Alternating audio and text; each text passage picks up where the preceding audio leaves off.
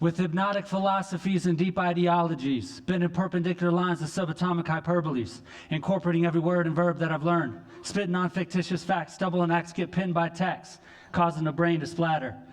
Blood splatters under nuclear matter, so no matter the geographical demographics, I spit lines for the intellectual minds. Bars, right? Fire? All right, here's the deal. I'm not here to talk to you about the hundreds of thousands of poems and verses that I've written. I'm here to talk to you about my life, my choices, and my consequences. You see, I've basically made every bad decision, every bad choice that you can make as a student and a student athlete. And I'm here to tell you my story. But before I get into my story, I want to be completely transparent with every single one of you in this audience. This keynote that you're about to see is mentally and physically exhausting. Why? Because every time that I give this speech or every time that I practice this speech, and I have practiced different versions of this speech thousands of times, I have to relive moments in my life that I would rather forget. But I continue to tell this story because I know I'm making a difference. I know I'm making an impact because I've received thousands of letters from students just like yourselves that said I changed or saved their life in some regard. Like, how cool is that? This is my job. This is my purpose. This is my passion. This is why I wake up every single day and take my first breath out of my bed, is to figure out how I'm going to get to my next event. That's it. I have sacrificed everything in my life for the last 10 years. 10 years to be standing on this stage today at West Middle School. You have no idea what I've lost to do this job. I have lost relationships, family members, friends, housing, cars, all to do this job. Because I care about every single one of you, whether you realize it or not. I love my job. I love my purpose. This is my passion. I love what I do, but it's not easy. But this story isn't about me. It's about every single one of you in this audience. And it starts with the power of choice. Think about this. Every single one of you, from this moment forward, is faced with an infinite amount of possibilities into who you're going to become in the next 3, 5, and 10 years down the road. And it starts with the power of choice that you make the moment that you leave this room. Seriously, think about that. As 8th graders, the choices that you make right now are going to impact the rest of your life. You don't think about that. I know as an 8th grader, I didn't think about that. And I was wrong. And you'll see that. So I challenge you to think about every choice you make from this moment forward, because it matters. The choice that you make when you leave this auditorium is going to impact people you've never even met yet. Think about that. Choices you make today are going to impact people you've never even met yet. Some ways good, some ways bad. But it starts with the power of choice as soon as you leave this room. Now, speaking of choice, did you know that 20% of the world's population struggles with a mental health issue? 20%. That's 1 in 5 in this room right now are struggling with some type of mental health issue. And that's in the last 365 days, according to the CDC. I didn't make this up. 20%, that's 1 in 5 in this room are struggling with some type of mental health issue. And that's before the global pandemic. So we actually look at the data and the research from the global pandemic. You'll find anywhere between 40 and 60% of the world struggled with mental health during the global pandemic. That is half of the world. We're talking billions of lives, not millions. Billions of lives were impacted by mental health during the pandemic. Here's where it comes to choice. Out of those billions of lives, how many people talk to a counselor? How many talk to a therapist? How many talk to a friend or a family member about the pain or the trauma or the suffering that they were dealing with during the pandemic? How many were dealing with trauma and isolation and being alone and not being in school and not seeing your friends? How many were dealing with all that pain but never were able to talk about it? The vast majority of the world didn't. Now, I've been telling everybody that I hit my 3rd worst depression of my entire life during the pandemic. 3rd worst. And that's saying a lot considering everything that I've been through. You see, my entire livelihood is to stand on stages. This is my job. I have no other source of income. And the pandemic took every single event and opportunity from me. I was on unemployment for almost 2 years because of the pandemic. I have 2 businesses. I own 2 businesses, and they were both wiped out because of the pandemic. What did that do to me? It sent me into this tailspin of darkness and depression and isolation, and I was mad and frustrated. I felt like a failure. I felt like a bum. I didn't know what I was doing. And I got so depressed, I started ignoring people. I started pushing people away. So much so that I ignored my wife, and she actually kicked me out of my house last February and asked for a divorce. So let me restate this. This last year, since February of 2022, has been hands down the worst year of my life, because my wife and best friend no longer wants to be with me because she can't deal with my mental health issues. But here's where it comes to choice. I had a choice during the pandemic to give up on this career. I had every excuse to give up on speaking. I could have taken a full-time college basketball coaching job. I had opportunities to do that. I made a choice to keep this job going. I also made a choice not to give up during the divorce process. Everything that you do in this life is based off of the choices and decisions that you make. I was not going to give up on the things that I cared about. So I challenge you to think about every choice you make. Because after the pandemic, before the pandemic, I was doing amazing things. I was speaking all over the country. My life was awesome. I was loving my life, speaking at the National Leadership Academy, working with some of the top speakers in the world, doing my job. I was also speaking at large auditoriums. I had 3,000 students in this gym, Legend High School, almost 3,000 students in that gym, packed it out. And I put this up here because this represents fear. How many of you are afraid of something? How many of you are afraid to admit you're afraid of something? A couple more hands, right? How many of you are afraid of something of, let's say, like heights? Anybody in here terrified of heights? I'm terrified of heights. Seriously, I don't even like standing up here because I'm afraid I'm going to fall and hurt myself. Matter of fact, about 1.5 years ago, I was standing on a ladder in my house, and I'm painting on a 5 or 6 foot ladder, and I'm on top of this and I'm trying to get to this vaulted ceiling. I'm on top of this ladder, and I'm thinking of all these thoughts about how I'm going to fall and I'm going to hurt myself. And then my ex-wife comes in and starts talking to me, and I freak out. The ladder starts shaking, and I'm getting all terrified and paranoid that I'm going to fall. I'm going to break my ankle or my back or my neck, and I'm going to have to go to the ER and the hospital. And I had all these thousands of thoughts going through my head, like I'm going to hurt myself. And my wife looks at me, and she's like, dude, you're on a 5 foot ladder, like nothing bad's going to happen to you. And she laughs. And I kind of get irritated because she didn't see that I had these thousands of thoughts going through my head. You see, that's the thing about fear and anxiety. You have these thousands of thoughts going through your head, and you can't control what's going on. So I'm terrified of heights, and all of a sudden my ex-wife is talking to me on this ladder, and I'm terrified because I was thinking of all the worst things that happened. Now, I bring this up because if you don't face your fears now as an 8th grader, your fears are going to follow you for the rest of your life. Whatever you are scared of right now is going to follow you for the rest of your life, and it's going to inhibit who you are and what your potential is. So whatever you're afraid of now, I challenge you to face it, because the reality is your fears are not as scary as you think they are, because you build up all this anxiety in your head. So I challenge you. Whatever fear you are facing, whether it is raising your hand in the classroom, whether it is trying out for a sport or going to band, do not be afraid to do that. Because if you do, you are going to be afraid of things the rest of your life, and it is going to stop you from being the best person that you can. So I take my own advice. I challenge myself every couple of years to face some of my fears. So guess what I did in September of 2021? I jumped out of a plane. I'm scared to be up here. And I jump out of a plane with some weird dude on my back making googly eyes and laughing at me and clowning on me and making all these jokes. And I got it on video, and I'm in this little plane, and he's laughing at me, and he pushes me out, and I'm screaming like, ah, I don't want to die. And the thing is, like, we land. And my ex-wife is over there, and my aunt and my uncle, they jumped, and they're running for joy and jumping up, and like, this was amazing. We had a blast. We just went skydiving.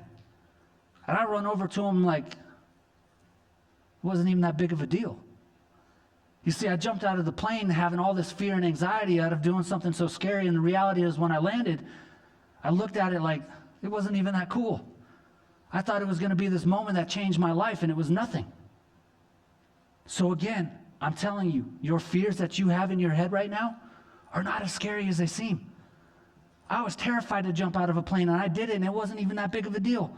I'd go do it again, just as long as they don't do that spin thing. As soon as they start spinning, that's when I get sick.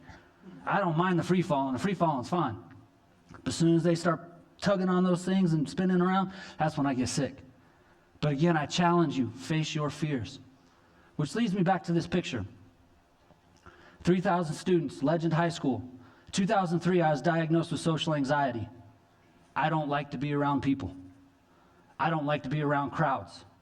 Matter of fact, I don't even do my own grocery shopping. I order online so I don't have to go in public. I get invited to fundraisers for my nonprofit all the time, and I don't go because I don't want to have to talk to people. I am terrified of people. And here I am in front of 350 students telling my story. I have overcome my fear of public speaking. Like, I intentionally failed college courses. You guys have no idea. I intentionally failed college courses because I was too afraid to present my final project at the end of the term. So I would stop showing up and I would take F's on my transcript. That's how terrified I am of people. But yet here I am. I found a purpose and a passion to stand on stage in front of thousands. I've been in front of over 150,000 students in the last couple of years. Like, I have overcome my fear. What can you do when you overcome your fears? Your life will be completely different. So again, I challenge you to face your fears, because when you face your fears, good things happen. A couple years ago, I got invited to speak at UNLV. Running Rebels. Anybody knows the Running Rebels? They're one of the top college basketball programs back in the 90s. I wanted to play for them. Problem is, I'm 5'10" and not very good. I wanted to play for the Running Rebels. I just wasn't good enough. But I got invited to tell my story, which is pretty cool. So here I am in front of all these student athletes at UNLV, and they want to hear my story because I was a non-traditional college basketball player. You see, I played college basketball at the age of 28, 29, and 30. What do you guys think of that? It's pretty unique. 28, 29, and 30. See, most of the time when I go to middle schools, you guys are all like, oh, that's awesome, Mr. Fisher. You played college basketball. Can you dunk? No. Can you touch the rim? No. Can you touch the net? No. How the heck did you play college basketball? Because I am pretty good, actually. Your boy can shoot. I got handles. Ain't nobody in this room got handles like I do. Nobody. Yeah, I see people looking around, checking other people, and I heard there's some hoopers in here. I heard there's a few. But here's the deal. I didn't play college basketball at 28, 29, and 30 because I sucked. I played at 28, 29, and 30 because of the choices and decisions that I made. And so when I actually asked the college basketball players, what do they think of a 28, 29, and 30-year-old college basketball player? Guess what they say? Bro, you suck. You must be the worst college basketball player in the country. I literally had a dude at UNLV stand up and say, dude, you must have been the water boy. And everybody laughed at me. And I turned around and looked at him. I was like, man, I saw you guys play last night and you couldn't guard me. Oh, you're just some crazy speaker talking out the side of his neck. Nah. Like I said, truth is, I didn't play at 28, 29, and 30 because I sucked. I played at 28, 29, and 30 because of the choices and decisions that I started making in your seats. That little freestyle I do at the beginning of every single event I do, I didn't write that when I was taking time off in between schools. I wrote that while I was sitting in a prison cell. Prison. Not probation, not parole, prison. Locked away from my family and friends and every single person that meant something to me. Imagine spending 3 years of your life locked behind razor wire fences with armed guards, white brick walls, silver sinks, green mattresses, wearing the same boots and greens every day of your life. I was literally locked up in a building in a tier with a dude that killed 3 of his own family members over a bucket of catfish. Strangled out 3 of his own brothers over a bucket of catfish. And I am surrounded by that negativity 24 hours a day. I am a convicted felon for the rest of my life. I've got more education than most people, and I still can't get hired. Because of the choices and decisions I started making in your seats. Think about that. Now, all of you are sitting here going, what do we have in common with some backwards hat freestyling dude that played college basketball? We got nothing in common with some convicted felon. You have everything in common with me. Everything. This is my middle school picture. This is just like you guys. This is my 8th grade year. This picture came on Facebook a couple years ago. Everybody started tagging their names. Oh man, Ethan, 8th grade was so much fun. We had a blast. We loved middle school. All we did was play sports and video games, and we had a blast. I untagged my name. I was tired of getting notifications of people telling me about middle school and high school. I was tired. See, nobody realized I hated middle school. I was friends with everybody. I played basketball, football, track, golf, soccer, you name it, I did it. I was cool with everybody. I had friends in 7th grade, 8th grade, 9th grade. I had friends in high school. But something clicked. One day in 8th grade, I showed up to school, and all of a sudden I started worrying about what other people thought. You see, up until that point, I didn't care. All I cared about was sports. Then all of a sudden, one day, it was like a light switch.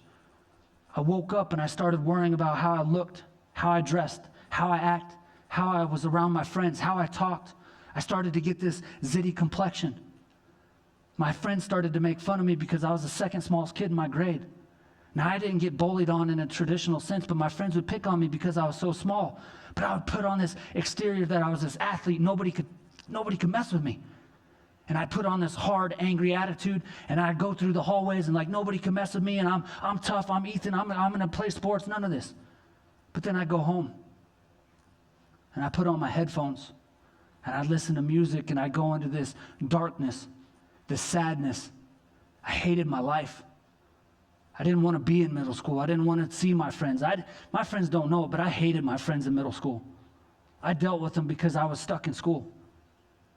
And I kept listening to all this music and going through all this negative thought process and all these negative thoughts going over and over and over in my head.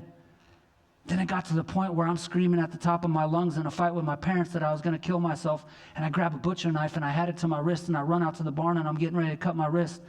And my parents stopped me.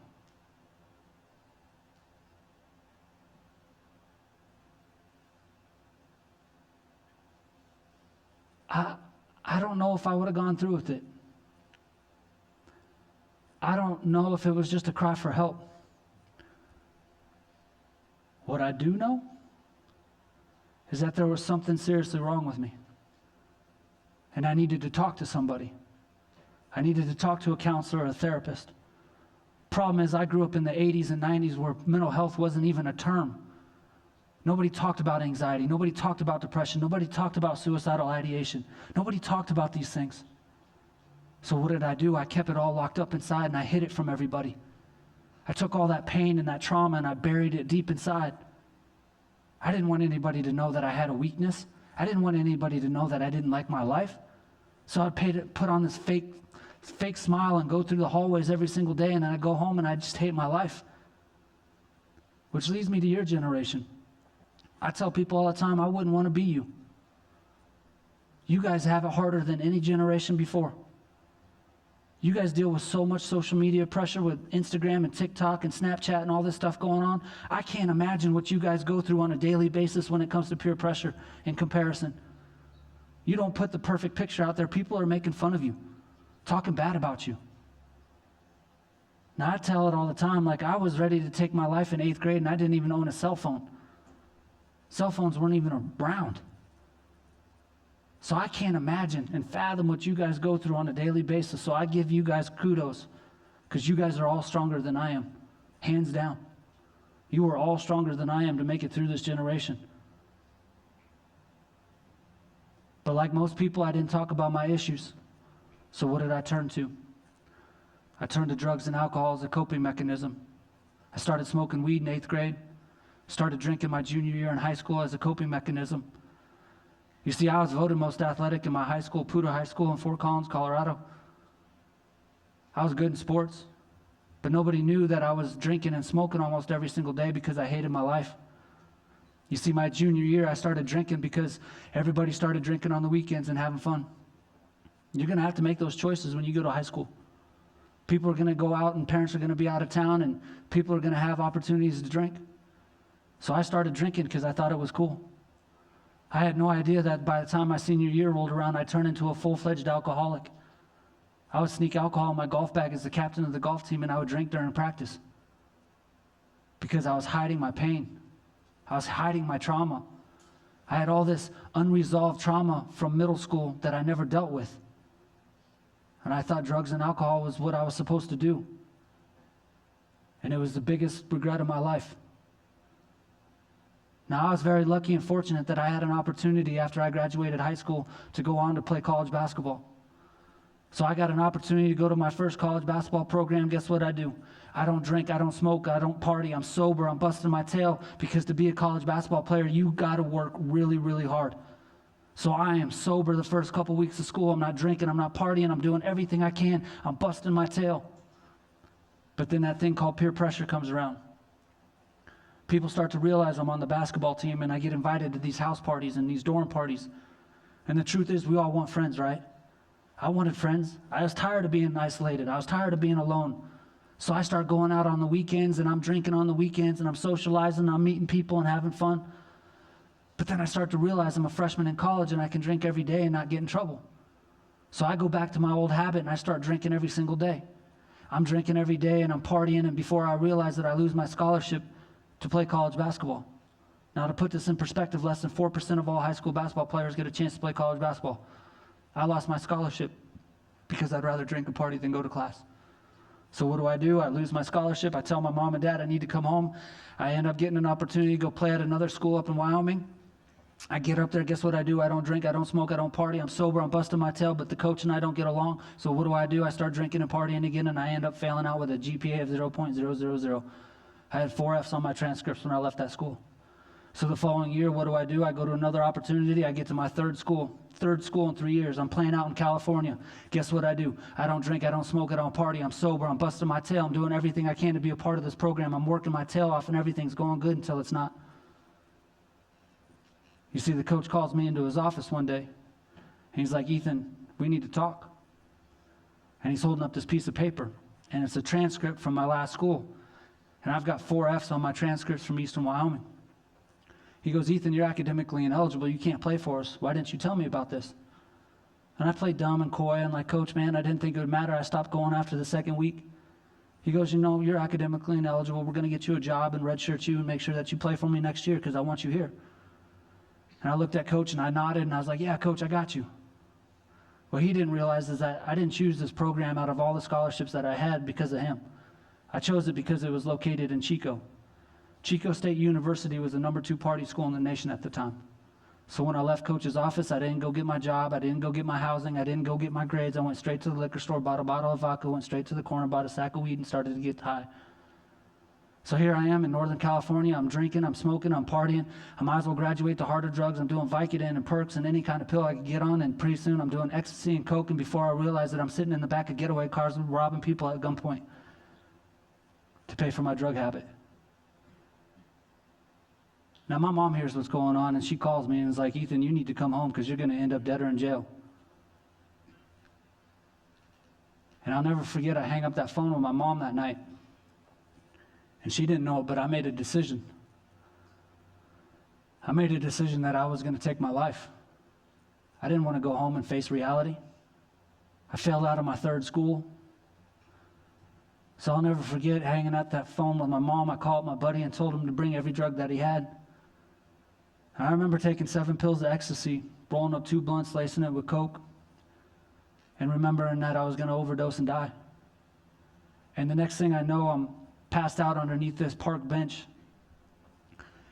and I'm getting ready to jump in front of a train. And I pull out this very wallet with this picture of my newborn baby brother.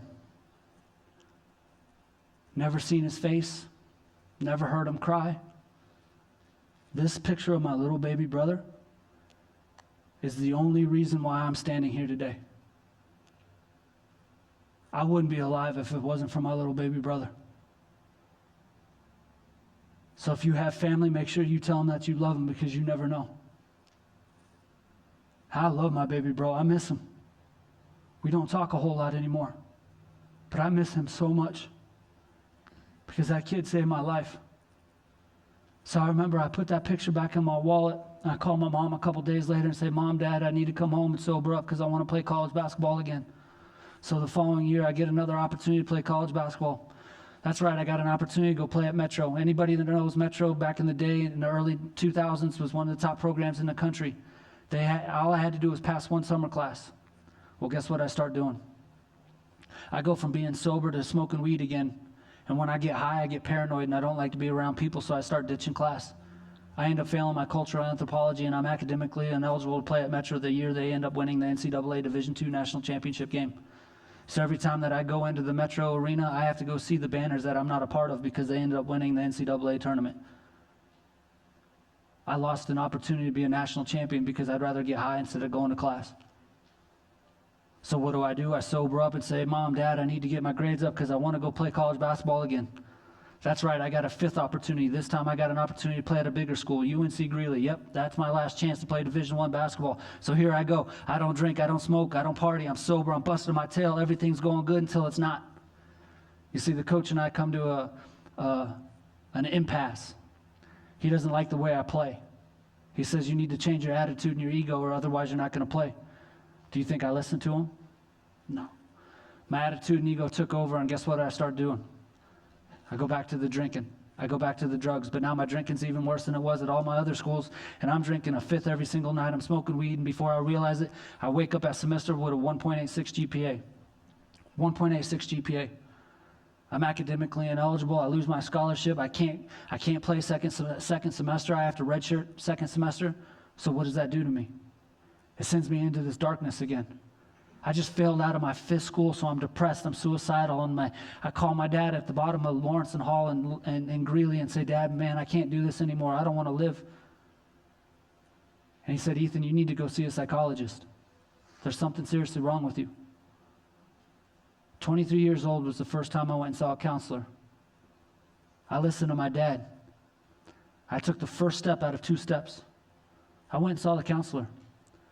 And I remember doing my intake, and she's like, Ethan, you're an alcoholic. You got social anxiety. You have an addictive personality, and you're manic depressive. I'm going to put you on medication, but I have one rule. Do not drink. Do not drink while you take these pills. Do you think I listened? My addict mind kept taking over, and what did I do? I started drinking and smoking and partying, and before I realized it, I woke up with a 0.43 GPA at the end of the semester. 0.43. I'm academically ineligible, can't go back, don't want to go back, so what do? I call my mom and dad, say, Mom, Dad, I need to sober up and I need to get my act together because I'm going to go play college basketball again the following year. So the following year, I go home, I'm living with my parents, everything's going good, and I get invited to a house party, and this screen's black on purpose, and I want everybody in here to close your eyes for the next couple minutes. Nobody's going to mess with you. I want you to picture the people who are sitting next to you. These are your friends. There's a chance you're going to know them for a very long time.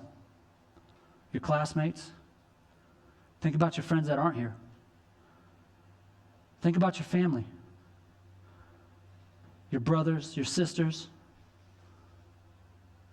cousins, aunts, uncles, grandparents, your parents, anybody that's ever made you smile, anybody that's ever hugged you and made you feel good about yourself, but you kind of pushed them away because you felt kind of weird and awkward. Now think of a man named Bill. Now Bill's 57 years old, and Bill's got gray hair, big thick gray beard, big thick glasses. And Bill's been married to the same woman for over 30 years. They have a daughter together who ends up having 2 of her own. So Bill and his wife are married, and they've got a daughter and and a grandbaby, and they're living their life and everything's going good. Now I want you to think about one of your friends sitting next to you. You guys are all going into high school next year. Chances are you're going to get invited to a house party. That's just the reality of the situation. And you get invited to this house party, and you go with your friend, and your friend took something or drank something or acting off, and you make this mental note that you got to stop them, and you get sidetracked, and you can't find them a couple hours later. And you go looking through this house, and you can't find them, and they're nowhere to be found. Now Bill's heading home to his wife and his daughter and his grandkids, and he's thinking about how precious life is, and all of a sudden, wham! Open them.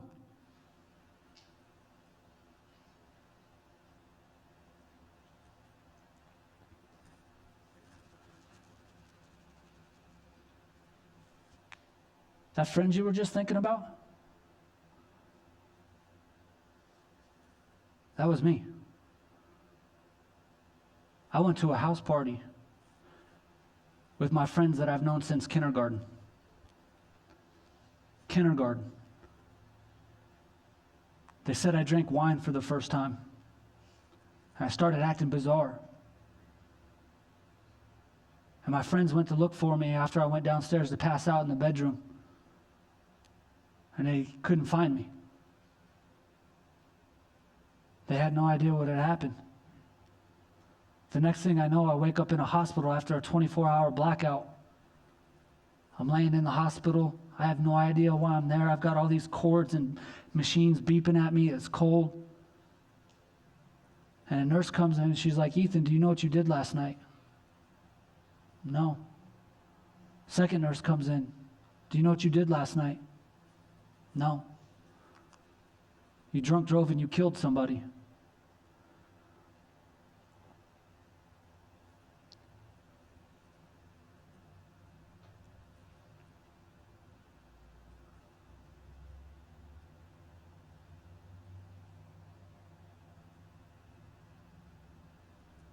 That's Bill's car. That man I had you guys picture, that is his vehicle. Bill didn't make it home to see his wife again, his daughter, his grandkids, because of my choices and decisions around alcohol, because I wanted to drink with my friends. I wanted to go to a house party with friends that I've known since kindergarten.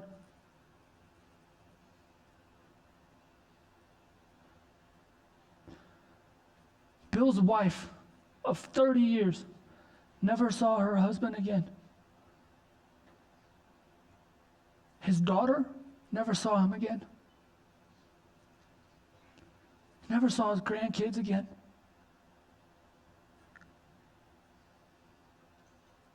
Because of what I did.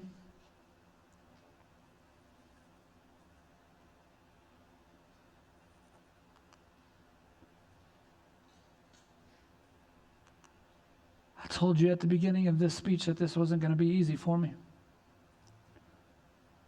Because I have to relive this moment over and over and over again. And I'm going to tell you, it sucks.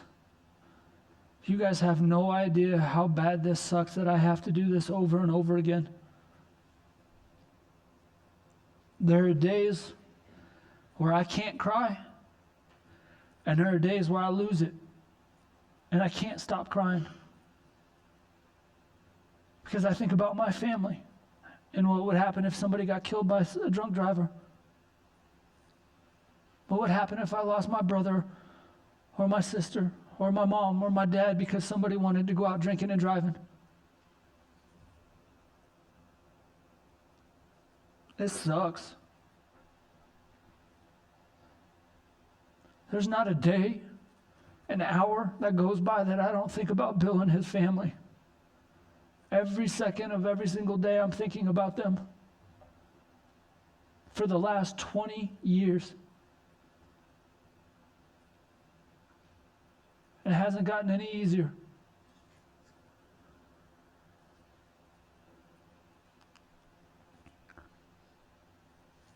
Every 53 minutes, somebody is killed by a drunk driver in this country. That means one more person has died by the time I'm done with this story. To make it even worse, every 15 minutes, somebody is killed by a drunk driver, a distracted driver, or somebody that's high and driving. That's 4 more people have died by the time I'm done with this story. Now, you don't have to show your hands, but I guarantee you there are people in this room who have ridden with people who have been drunk, who have been vaping and driving, who've been texting and driving. You guys are all a year, maybe 2 away from driving. This can happen to any one of you. It could be the first time you drink. It could be the second time you drink. It could be the 50th. But this can happen to any one of you. It happened to me. I sat in your seats thinking that nothing bad would ever happen to me as an 8th grader. I thought my life was going to be easy. I thought I was just going to be a college basketball player and go on to coach college basketball and everything would be easy. That's not the case. Life has been hard because of the choices I started making in your seats.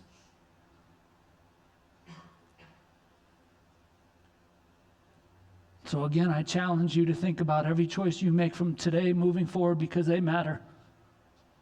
They matter so much. Speaking of choice, I had 3 choices while I laid in that hospital bed. 1, suicide. 2, flee the country. 3, God. God told me to handle my responsibilities. And from that moment, that second, everything changed. I didn't know where I was going to go or what was going to happen, but I knew I was going to prison. I deserved to go to prison. I tell people all the time, I didn't do enough time in prison. You can't put a time on somebody's life. But the Colorado State Department of Corrections did that. They gave me a 10-year DOC sentence and a 5-year parole sentence for a DUI vehicular homicide. So I got 15 years in the state penitentiary. 15-year sentence. And it still wasn't enough time. Now, I sat in those cells for 23 hours a day with no TV, no nothing for 6 months. My first 6 months of incarceration with nothing but a white brick wall. All I did was read books and write on this yellow notepad with this red pencil, and I drank water and coffee and push-ups and sit-ups, and I sat in a cell 23 hours a day not talking to a soul for 6 months before they transferred me to military boot camp. I had an opportunity to go out for the military DOC boot camp program. This program was put on by Real Green Beret, Desert Storm, you name it, we had it. My drill instructor was the actual bodyguard of President Clinton.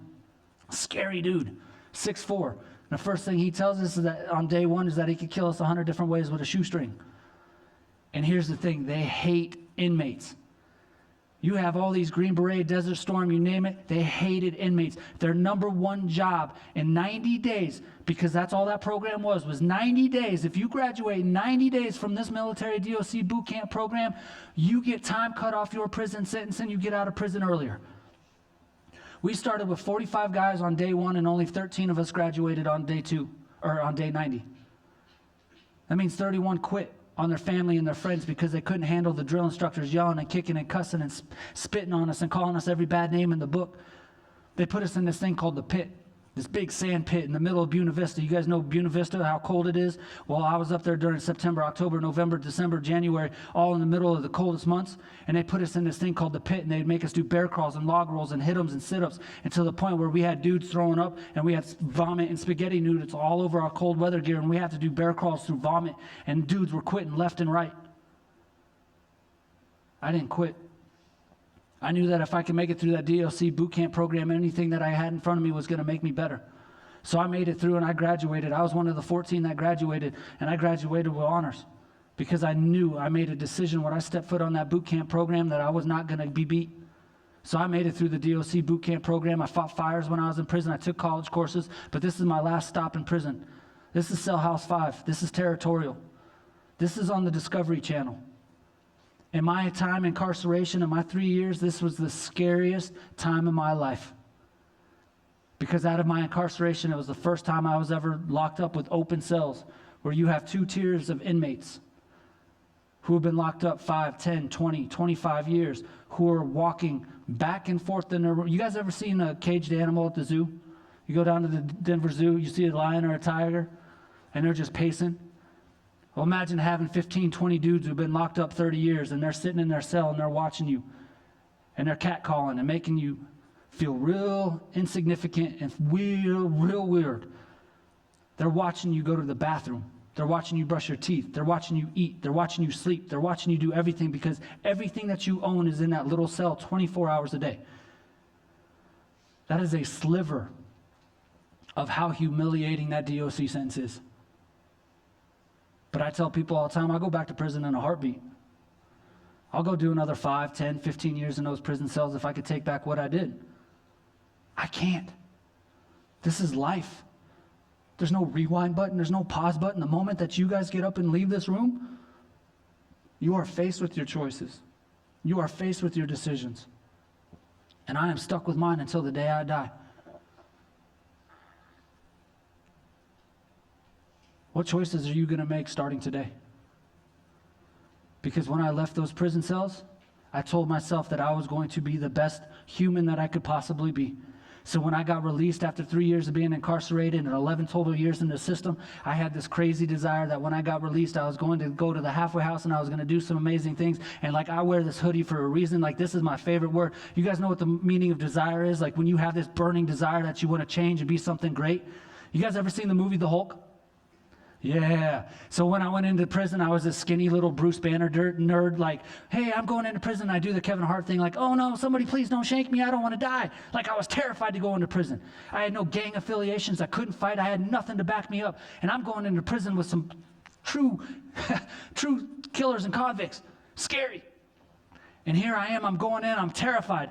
But when you get released from prison after 3 years, you have this thing called the penitentiary glow. So when I got released from prison, I felt like the Hulk. The Hulk, you know, when he gets all big and green. I was walking around the streets in Fort Collins like, oh my gosh, somebody please try to stop me. I will smash through any person who stands in my way. I don't care who you are. I don't care how big you are. I will smash through any obstacle and anything that is put in my way, because I am going to change not only who I am, but the people that are around me. And I have worked my tail off since I got released from prison to do everything in my power to be a better human being and to change as many lives as possible. I had this desire to change not only for myself, but for people around me. So when I got released, I decided that I was going to go back to school and prove everybody wrong. You see, I had all these doubters and naysayers and haters that thought I was nothing but an alcoholic, a flunky, a druggie, that I'd be nothing and I'd amount to nothing. So when I got released from prison, I made this decision that I was going to go back to school to prove all those people wrong. I also went back and did something nobody's ever done before. Nobody's ever done this. I went back and played college basketball at the age of 28, 29, and 30. As an inmate of Colorado. An inmate. I was still property of the Department of Corrections. I had parole officers showing up to my home games with a gun and a badge and handcuffs, waiting to take me back to prison because they thought I was lying and I was a convict. It has never been done before. Because I had the desire to change and I wasn't going to let anybody stop me from achieving my goals and my dreams. I went back and played college basketball at 28, 29, and 30. I was the second oldest dude in the country at the time. There was an actual dude that was 72 years old that tried for a junior college in Texas at the time. So I was the second oldest, I checked. But he wasn't getting buckets like I was. Yeah, that's right, I was getting buckets. I took my team from 5-20 to the national tournament 2 years in a row as a player and one as a coach. We went to the national tournament 3 years in a row when I was there because I took our program from the worst team in the country to one of the top 25 in the country, and I didn't even play in half the games. I played in 13 out of 33 games because I couldn't travel. I couldn't leave Denver metro area. So every single one of my road games, my team would lose. They lost 85% of the games on the road because their leading scorer, leading assist, captain, all that stuff didn't get to travel with their squad. Now I bring this up. Remember when I talked about choices impacting you and other people in your lives? Look at this picture for a second. This picture was taken in 2010. My accident took place in 2003. 7 years later, every single one of these people in this picture, their lives were impacted by the choices and decisions that I made 7 years prior. Think about that. Every single one of those guys in that picture, their lives were impacted by the choices and decisions that I made 7 years prior. Remember when I said the choices that you make impact other people around you? Think about that. The choices that you make when you walk out of this room are going to impact people you've never even met yet. So again, I challenge you to think about every choice, every decision that you make. Now, I made a decision. Basketball was easy. I was all conference tournament MVP, and I didn't even play in half the games. My number one priority was to get my college degree. So when I went back to school, I got my first bachelor's degree, and I graduated magna cum laude with a 3.75. That's pretty good, right? Considering I had a GPA of 0.0000 a couple minutes ago, and I failed out of 5 schools before that. That's pretty cool, right? But here's the thing. When you get successful and you get greedy, I got greedy. So the next year as an assistant coach at the university, I went back and got a second bachelor degree. And I graduated summa cum laude with a 4.0. What? You see, you guys don't get this. I got an entire second bachelor degree in 1 year with 3 minors. That takes people 4 years. I did it in 1. while working 40 hours a week, while a full-time college basketball player. See, you guys don't grasp how hard that was. I slept less than 4 hours a day, 7 days a week for 7 years straight, while I got 2 bachelor's degrees, 3 minors, a master's degree, started 2 companies, and started a speaking career and coached college basketball. So when I hear students talk about you don't have enough time to get things done, that is BS. You have 24 hours in a day to get things done. You have a lot of time when you go home to do homework. You have a lot of time to go home and actually work on things, whether it's sports or band or music or whatever it may be. You have time to get things done. I'm tired of hearing students talk about you have all these excuses. Stop making excuses. You are at the point in your life where you are in control of what you can do for the rest of your life starting now. So what are you going to do? Now, I do this at every event because you guys can kind of tell I have an ego and attitude, right? Just a little bit. I do this even at all the colleges I go to. How many of you have your name engraved on a park bench at a university? Any teachers in here? Yeah, this is why I do it, because it's always me. I'm the only person. All eyes on me. I was awarded the President's Award, the highest academic achievement you can get on any college campus. My name is engraved on a park bench, on a marble bench at the university. Like, how cool is that? I earned that. Nobody can take that from me. Now, I'm not saying this to brag or boast. I joke about it. But if I can do this, what can every single one of you do? I guarantee every single one of you in this audience is smarter than I am.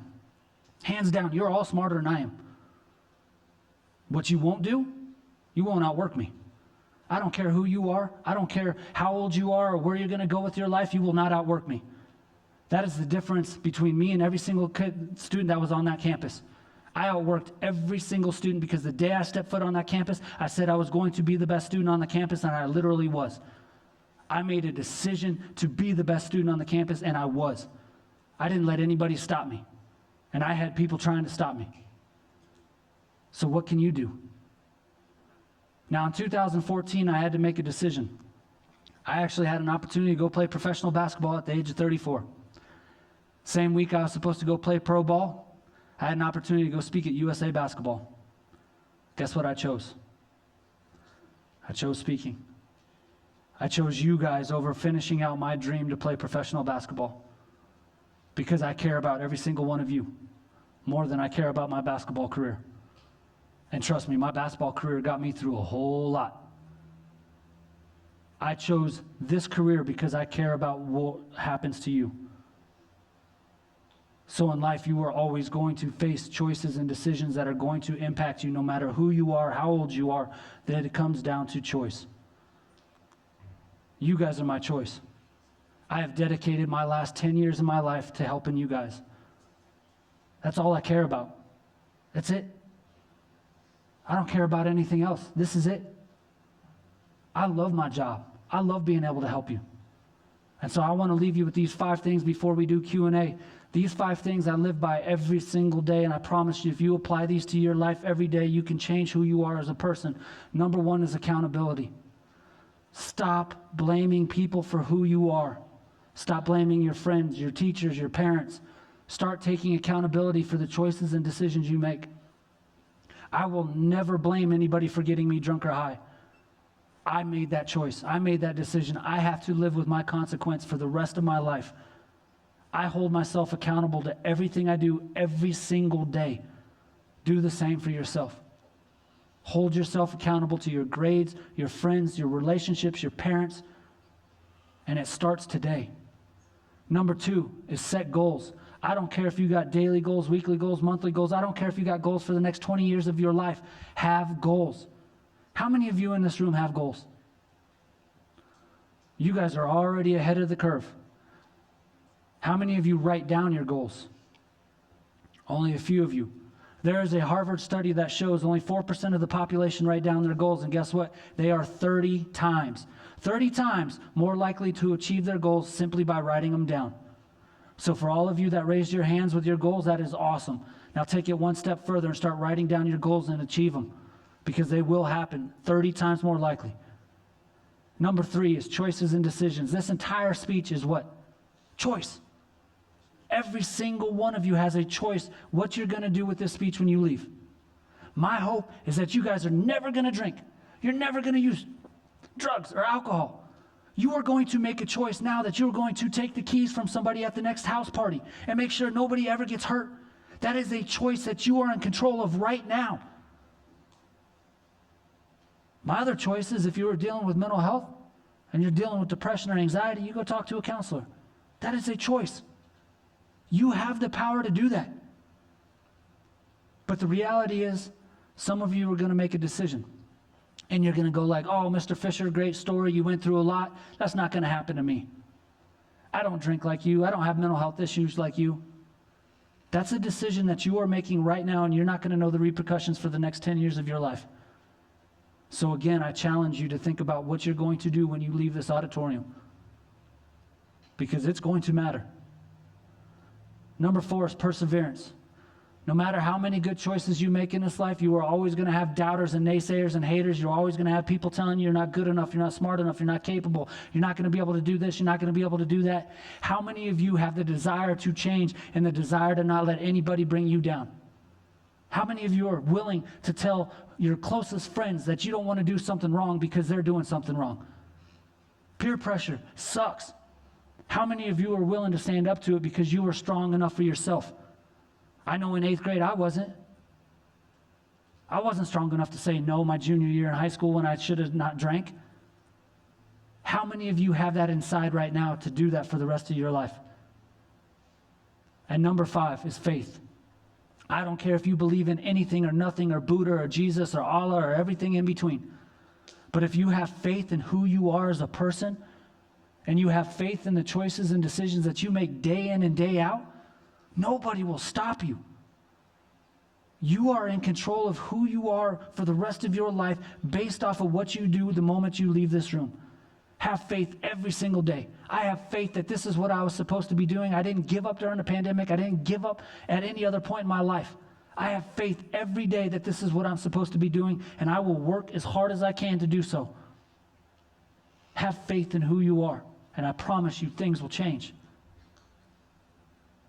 Now, I could leave you right now and we could be all happy and like on faith and go, let's go change the world. And I could turn around and get you guys all hyped up and do a video and be like, oh, let's get out of here and do something really cool with this world.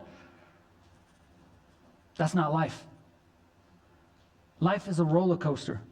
Life is filled with highs and lows and ups and downs. You are going to have so many moments in the rest of your life that are going to be depressive, that are going to be sad. You're going to have moments that are elation and happy, and you're going to be running and jumping off of furniture. But life is up and down. All I want to make you guys aware is all it takes is one bad choice, one bad decision to live with lifelong consequences.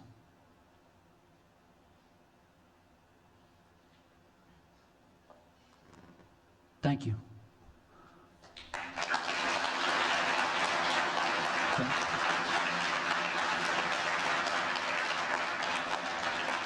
All right.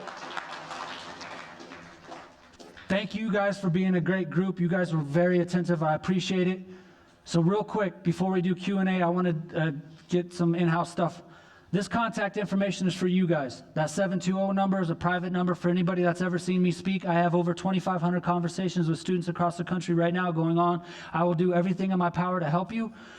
I will say this, I am not a doctor, I'm not a lawyer, I can't prescribe you anything, I can't get you out of trouble, but I will do what I can to help you in any way possible. Now, if you report or you say you're going to hurt yourself or hurt somebody else, I will report you. I've done it, I don't like to do it, but I care about you and I want the best for you, so I will do what I can to try to help you. That is the worst part of my job. But I will do what I can to help you. So with that being said, anybody got any questions?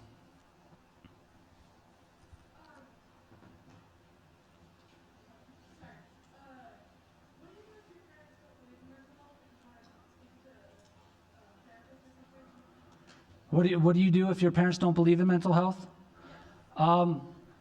Keep going to your school counselor. That's the number one place to start.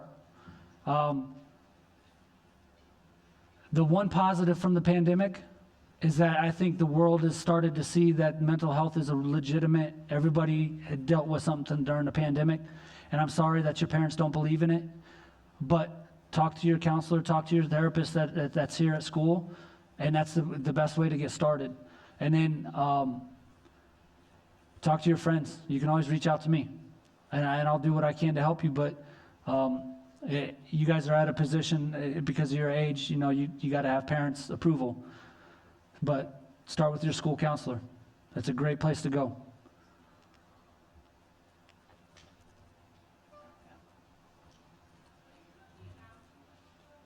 What's that? Am I allowed to leave Colorado? Yeah, I don't live in Colorado anymore. I actually just moved to Houston last year. But just so that you know, from 2003 until 2014, so 11 years, I was not allowed to leave Denver metro area. So think about that. I was not allowed to go on family vacations. I was not allowed to go see my family in Fort Collins. I was not allowed to leave my house. I couldn't go without a 30-mile boundary around Denver metro area, so I was stuck.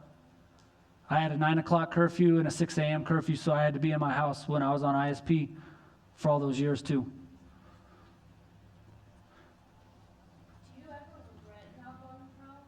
Oh yeah, I regret not going pro. That was my dream. But I would give it up every single time to do this job. I worked really hard to be a basketball player, but I could have been so much better if I would have never drank and done drugs. And that's what I regret most, because I'll never know how good I actually could have been. And that's one thing that I try to convey to students and other basketball players and other athletes. Like, you'll never know how good you are if you don't remain sober. So I challenge all my buddies that play pro now to make sure that they don't drink, they don't do stupid stuff, because they have an opportunity to do amazing things. But that's something that I'll live with the rest of my life. I saw another hand back there. No? Somebody got scared? Anybody else? Oh.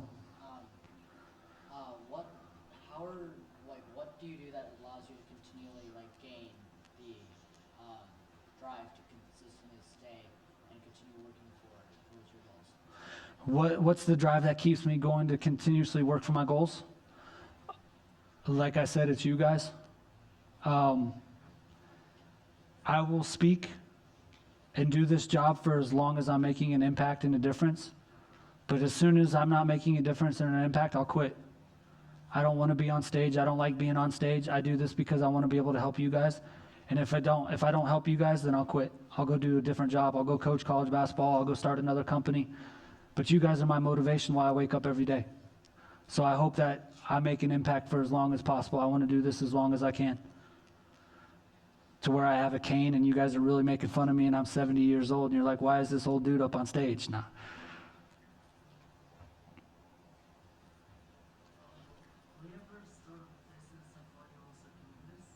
Will I ever start a business as a side job?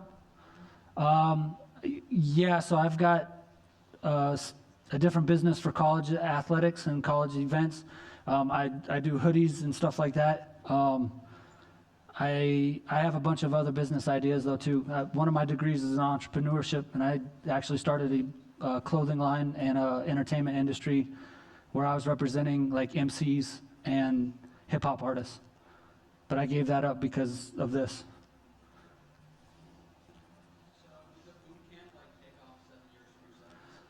So boot camp, I was actually the only person in boot camp that didn't get time cut off their sentence. So I graduated, and out of the 14, I was the only one out of 14 where the judge didn't take time off my sentence. I got out early because I fought fires and I took college courses. So I got extra good time by doing that. I worked really hard. DOC, Department of Corrections, actually said I was the #1 model inmate that they've ever had. Not once did I ever get in trouble. Not once did I ever get into a fight. Not once did I ever have any issues. So I was the model inmate, and I did a very good job. So what was the point of the boot camp? So what was the point of the boot camp? You don't get time off. For me, it changed my life. I tell people all the time, boot camp was the best thing that ever happened to me. Even though I didn't get time cut off my sentence, it was literally the best thing that ever happened to me because it turned me from a boy to a man almost instantly. Like I went from being an individual with no accountability to day one being trashed, where they're running us like 12 hours a day. Like you're held accountable for every single thing you do, push-ups, sit-ups, like all that type of stuff. So it was the best thing that ever happened to me. I love boot camp. It was tough. Have you stayed sober since you were in prison? And if so, how did you go about this struggle? Yes, ma'am, 20 years. I will never, ever drink and get high again.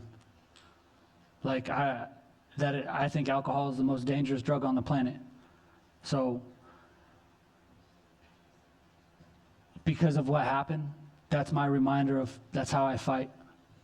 I have a tattoo, half sleeve dedicated to Bill and his family on my right arm. And so every day that I brush my teeth, it's a daily reminder of what happened the last time I drank. So that's how I keep my motivation going, because I can't ever go back to who I was. But I've been sober now almost 20 years. And I'm telling you, my life is 100 times better sober than it was when I was drinking and partying. Like, honestly, I don't even talk to the people that I drank and partied with. I don't know if they're alive or dead. I don't know. I don't care. Because they're still doing the same stuff that they were doing. I don't want nothing to do with them. So, being sober has been awesome. There's one in the back, and then I'll get you. You're going to have to yell. How can someone, let's say, drugs and alcohol, How can you stay away from drugs and alcohol? What was the second part? if like you grew up with like people? Yeah, that's difficult. You are the sum. So there's research showing you are the sum total of the 5 people you associate with most. So if you know that people are doing things that you shouldn't be around, even if it is your family and people that you have a hard time getting away from, you're going to have to find a way to try to isolate yourself away from them and find different friend groups. I know that's tough and that's difficult, but that's what you're going to have to do. Otherwise, it's going to start impacting who you are as a person. So, one more. All right, last question. Better be good. Would you go to prison for life if you brought back the? Yeah. I'd go back to prison for life if I had to. That's a tough thing to like that. I've never been asked that question, but that's like he's not here because of me. And if I have to go back to prison, I'll go back to prison. Like prison sucks, but I could manage because I did it.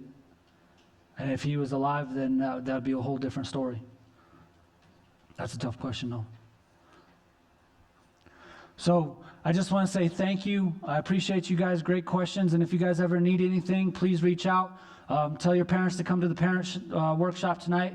It's a whole lot different than what I'm doing, but than what you guys saw. But anyway, I appreciate you and thank you.